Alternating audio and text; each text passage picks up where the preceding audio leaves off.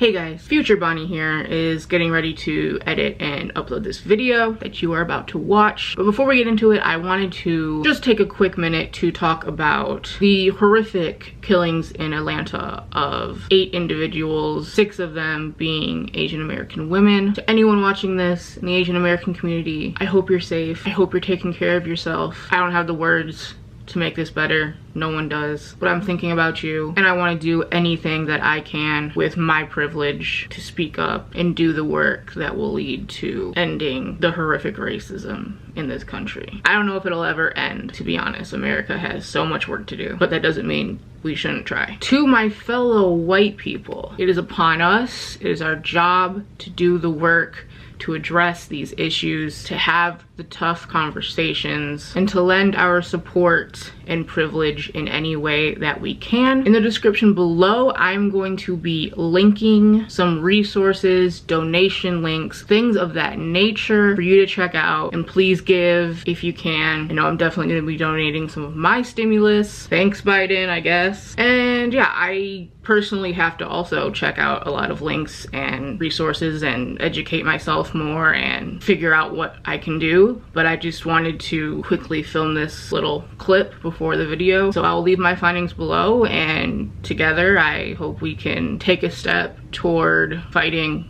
what has been happening in our country. Specifically since the pandemic, the attacks on the Asian American community have just grown exponentially. But also, this country has always been this way. There's always been racism. I don't know if I just expressed myself well. It is not easy to talk about, but it shouldn't be easy. And I didn't want to just post this video and not say anything. Hopefully though, you all enjoy this video, and if you are needing something to take your mind off everything, I hope I can at least do that for you. So with that being said, let's get to the vlog. Hey, hello, hi, welcome to a new vlog. I don't have a reading update yet because I haven't started anything new, but in this vlog, I'm going to be reading Six of Crows and maybe Crooked Kingdom if I get to it. It's been a hot minute since I've read Six of Crows, so I'm interested to see how this goes. I mean, obviously, I'm still gonna love it. I have never annotated Six of Crows, so I might do that. I think just like my last vlog, this is going to contain spoilers, so I'm so sorry if you have not read Six of Crows.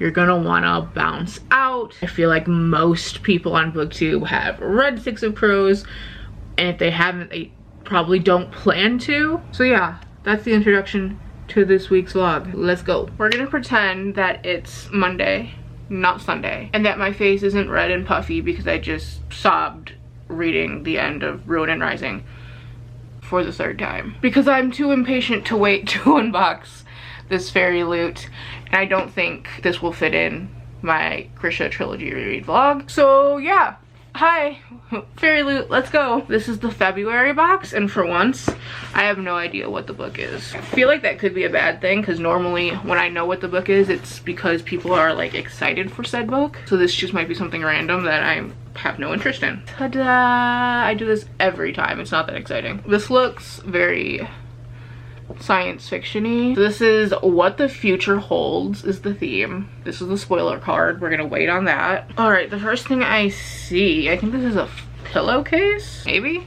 Maybe not. Oh, is this a zipper? Okay, that makes so much sense now. Yeah, I think this is like a pillowcase. It has these people on it. Oh, and then the back says this. Okay, so this is Red Rising. I've never read that series, and I don't know if I ever will. So I might, I don't know what to do with this. Okay, the next thing I see is this has this girly on the cover, and it doesn't, like, there's something in here. Is this incense? Wait, is this silver? I thought it was incense because there was like a smell, but now, is this a fork? Is this, am I dead ass unwrapping a fork right now? What in God's name is fairy loot? Dig in. I think there's a knife in here too. This is so funny to me. Have dinner. It's just gold silverware. I mean, okay, this is such a big ass fork. Like, why is it so big? Like, the knife is normal, this nice little butter knife, and this spoon, look how, I'm in, which is apparently an unpopular opinion, I didn't realize this until the internet. I eat like all my food with teaspoons, not tablespoons. Like, tablespoons are so big, like, no. This is a different, this is a completely different, like, I am so confused. I mean, I guess I could just like keep this in here and like keep it in this little thing and be that person that goes to restaurants and brings their own silverware. Honestly, after Miss Rona, maybe not a bad idea. Okay. Oh, there's a candle in here. That's probably what I'm smelling. And this says Aiko, which I think is from the Lunar Chronicles. Broken isn't the same as unfixable. Cranberry, peach, citrus, vanilla. Oh my god, this sounds like a smell that I'm gonna love. Oh, yes. Yes. I'm sorry. Book candles are almost always not very good smelling.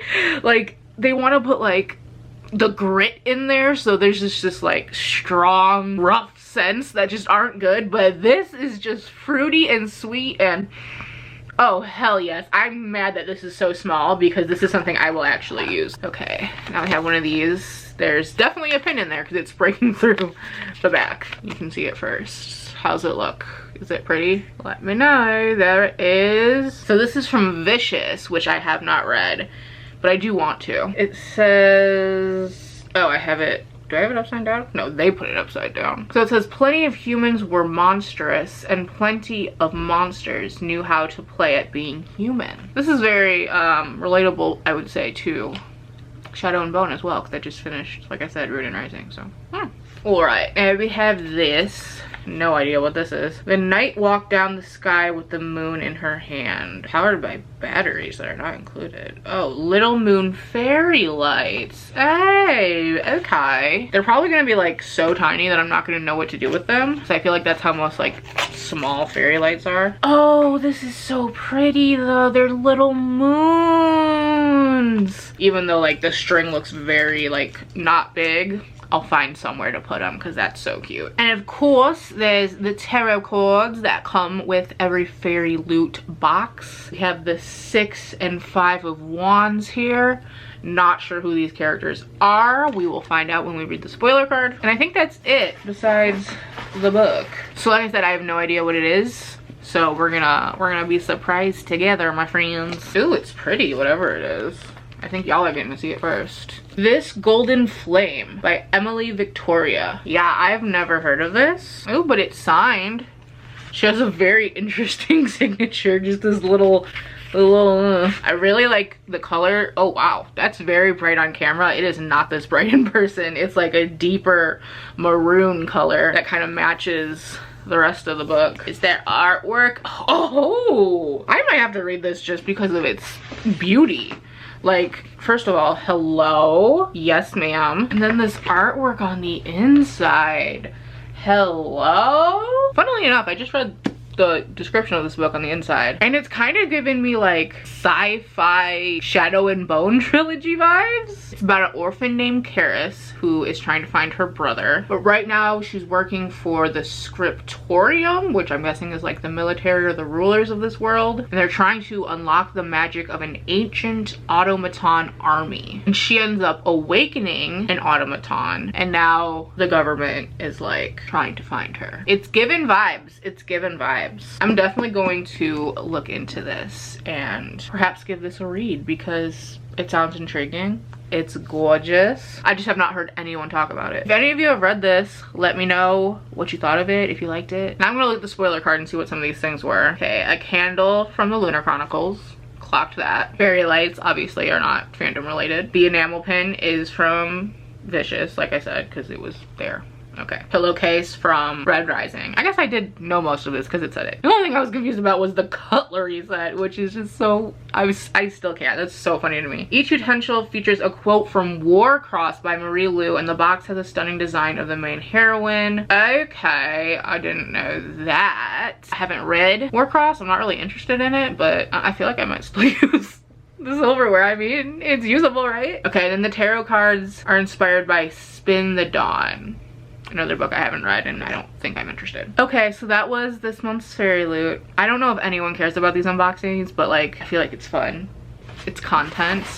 But if you want me to stop doing them, if you're like, we don't want to see this, we're annoyed, I'll stop. Just let me know. Okay, I'm gonna go think about Rune and Rising some more and probably cry again. So, I'm 120 pages into Miss Six of Crows. I would have liked to have been further by now, but I ended up not reading anything on Monday and only reading for a few hours yesterday. But it's fine, it's fine.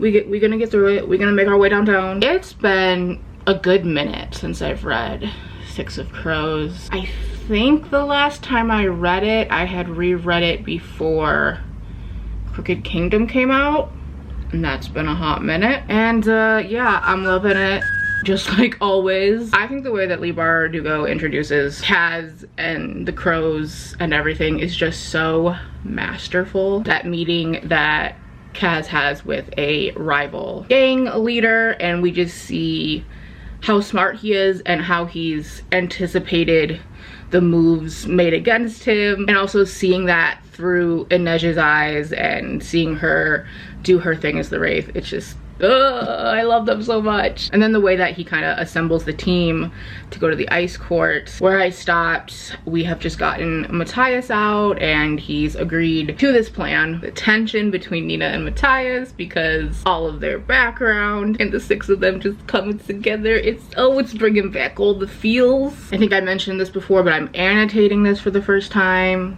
By annotating, I just mean like tabbing, which it's so funny trying to see tabs on like black pages. Like, hello, they're there, but where? My tabbing system changes for each book that I read. Some books I don't tab at all. Other books, the tabs have no meaning, like the colors. I'll just do them in order and it's like a pretty rainbow. And then other times I do assign meanings to the color of each tab. But again, that changes from book to book because sometimes a certain color is for a certain character. Sometimes I have a lot of one color left, so I'll use that for something I know I'm gonna use a lot. For this book so far, we have some classic ones. Pink is for things I love.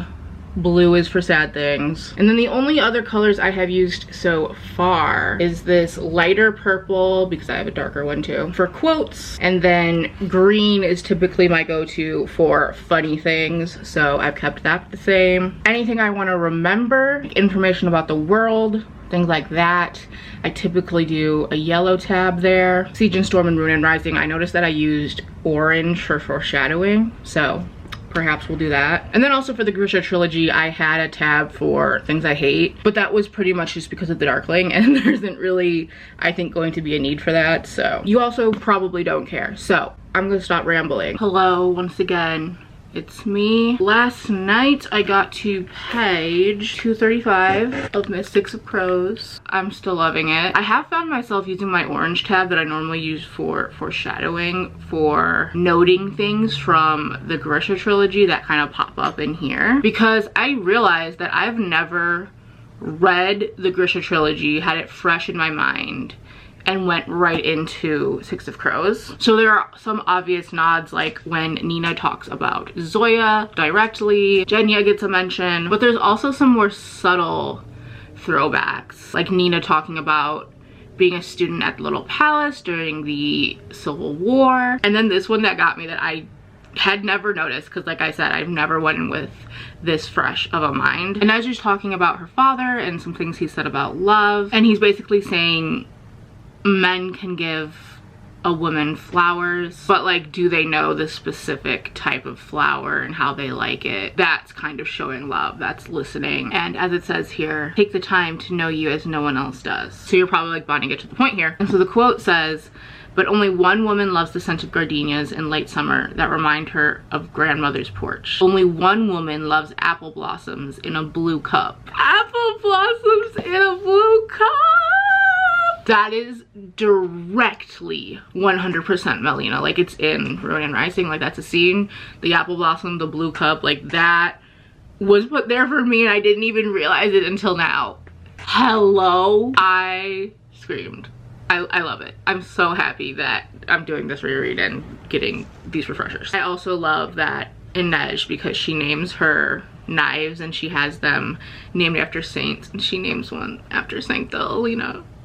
Something else is, with the Grisha trilogy, I feel like the violence level, obviously people were killed and bad things happened, but Six of Crows kind of hits different with Kaz, specifically in this scene where this guy has hurt Inej. They're on a ship and Inej is down below fighting for her life with Nina. Kaz has the guy on deck, and it says, he made a neat slash across Omen's eye from brow to cheekbone, and before Omen could draw breath to cry out, he made a second cut in the opposite direction, a nearly perfect X. And if that was not enough, Kaz wiped the knife clean, returned it to his sleeve, and drove his gloved fingers into Omen's eye socket. He shrieked and twitched as Kaz yanked out his eyeball, its base trailing a bloody root. He tossed the eyeball overboard and jammed his spit-soaked handkerchief into the socket where Ayman's eye had been. Hello.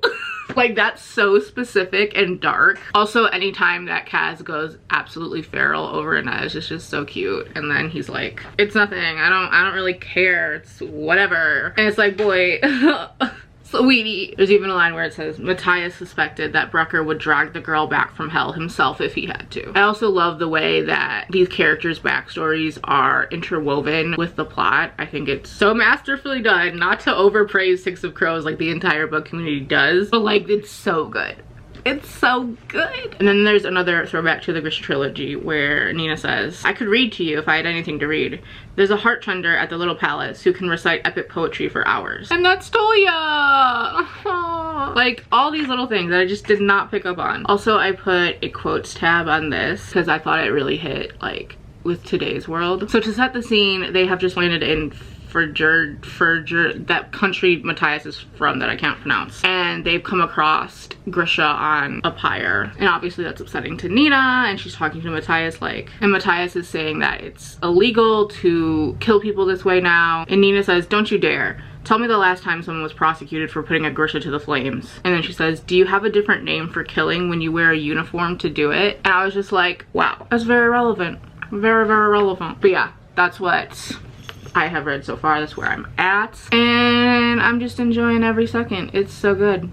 It's so good. So I just said to myself, oh, it's probably like 3 a.m. wow. And then I switched on my phone and haha, it's 4 a.m. but I just finished Six of Crows. Impeccable, amazing. I'll definitely talk about it more tomorrow, or I guess later, but like, I was finishing the last like 20 pages with my eyes just barely staying open, so I'm gonna go to bed and talk to you when I'm more coherent. So, it's daylight now. As you saw, I finished Miss Six of Crows last night, early this morning, however you want to categorize that. I don't know if I actually have more to say besides just, I love it. Like, it's so good. And I forgot how good it was in just that it is definitely a book, a series that is hyped up a lot in the book community, but I think it 100% deserves that hype. We need to stop comparing every book to it, but it deserves its hype. It's just so well done. The mix of backstories with the heists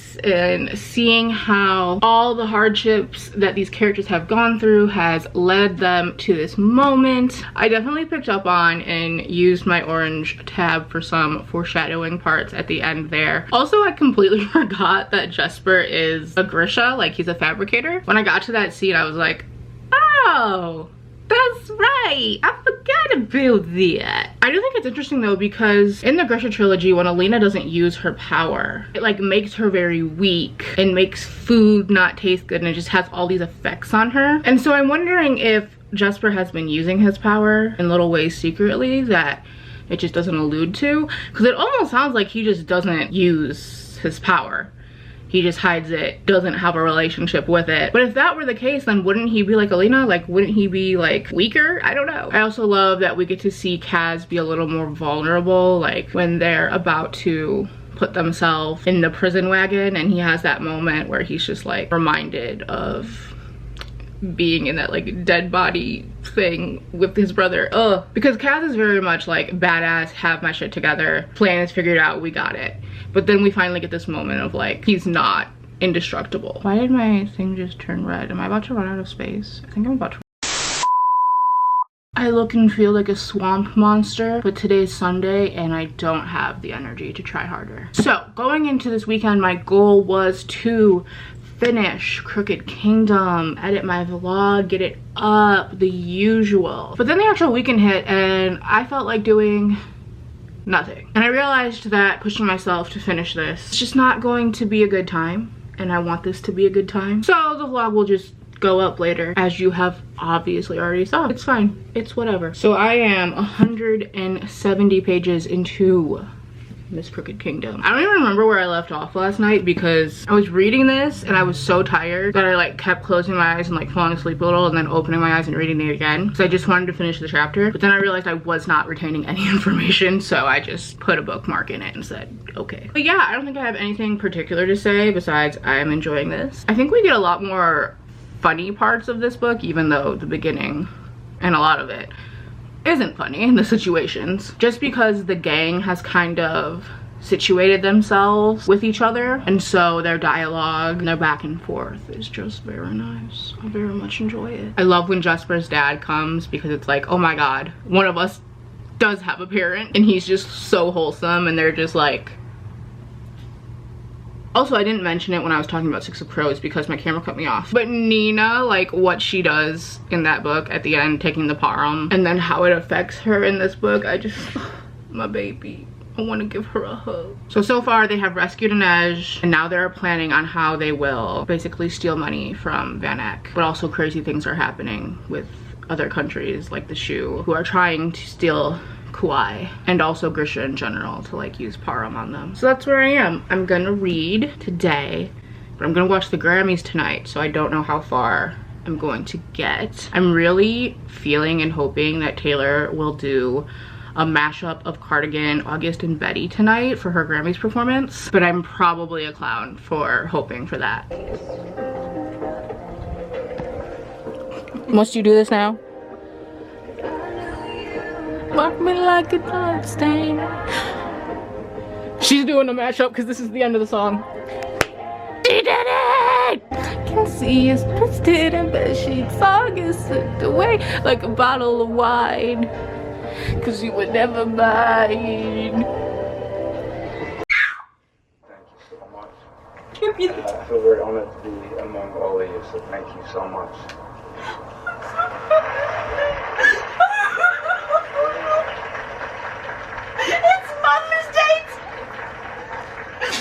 Congratulations on a well-deserved win. Now, as we taste like strawberries on a summer evening, and it sounds just like a song.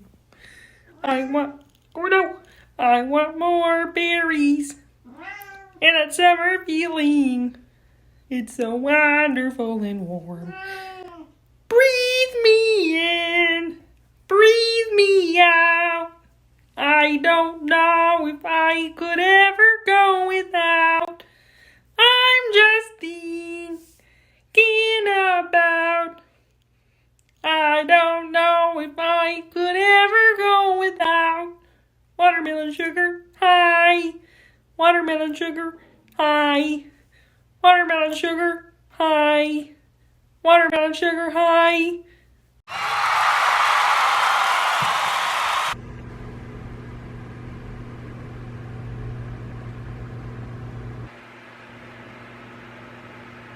Would you like to say anything to the people, Miss Binti? No. Okay. I've never done a car vlog like this before. Oh my god. Heck yes. It's me and my pooch. So, my niece just went to the store. I'm sitting with the dog. People are definitely watching me, but it is what it is. Just went to the library because she came through! A Kingdom of Flesh and Fire, the second book in the Blood and Ash series. They literally ordered this just for me because they didn't have a copy, but it's our library, so love that for me. Last night, I think I stopped at page like 300, I want to say, of Crooked Kingdom. I obviously don't have my copy with me to go through my tabs or anything, but hopefully I can finish tonight. I don't know if that's realistic because I still have like 200 pages. Oh my god, there's another dog across. You see him, don't you? Cute baby. Anyway, like I said, I don't have my copy to go through my tabs and like what I wanted to talk about. Obviously, I'm enjoying it. Oh, I do remember that there was a point where Jesper was like, I don't use my power and I'm not sick or ill. And I think that like I remembered the answer to that because remember I brought that up earlier in the vlog. And I think it's because he does use his power when he's firing his guns, and like that's why he's such a good sharpshooter. I don't know if that's true or if I'm like putting a false memory in my head, but I think that's the case. The point where I left off on is everything has just kind of collapsed on them with their plan to get Van Ek back because Pekka Rollins has become involved. Fuck that guy. And then Jesper and Kaz are like physically fighting because the tension is just too much, and Jesper's like, why am I not good enough? Like, why are you like this? And then they chill out and Kaz is like, hold on, I got a plan. Also, we get that scene of Nina literally raising the dead. Fucking queen. I'm trying to see if I can remember anything else, and Bindi is sniffing my sweater as if I've been anywhere that you don't know about. Yeah, but I think that's it. That's all I have to say for now, right? Do you have anything to say, Ms. Bindi?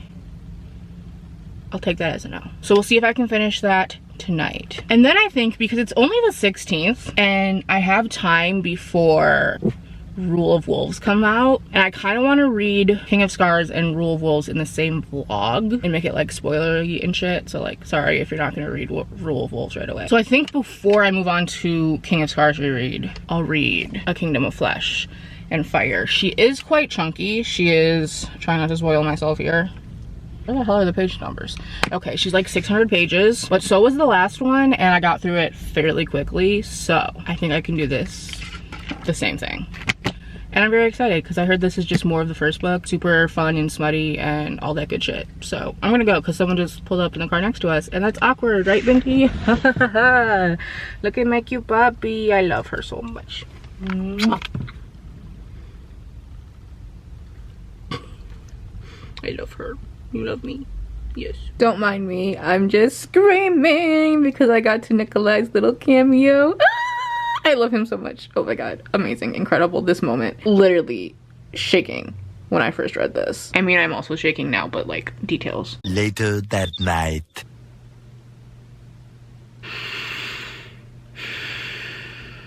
Let's do this.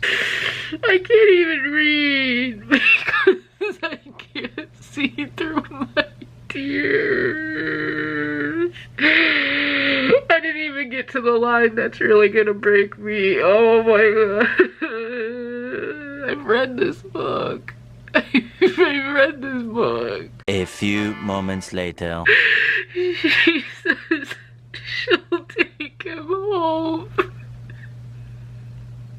He says he's already home.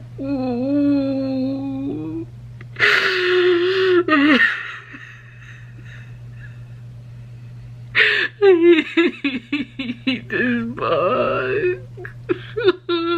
If I don't go to do this. Can we talk about how wet my book is? Literally from tears. / maybe snot, I don't even know. I'm literally a sobbing mess, and like rereading this, I was like, I wonder if I'll still cry when Matthias dies. I wonder if I'll still cry. I got a brief break while Wylan dealt with his father, and there was some happy moments, but Nina and the others just showed up with Matthias's body, and so I started crying again. And I think I realized reading this passage, I keep going blurry because like, look at me. But reading this passage, I think I realized why, or like part of the reason why it affects me so bad. Because while I do love Nina and Matthias together, and I like Matthias as a character, I know a lot of people, or at least a good amount of people don't, but I think his arc is just really incredible, and where it goes, like, I realize it wouldn't hit as hard if he didn't die, but I still wish it didn't happen. And I think it says it like really well here. Wylan says, we were all supposed to make it. And then we're in Jesper's head, and it says, Jesper realized he'd been thinking the same thing.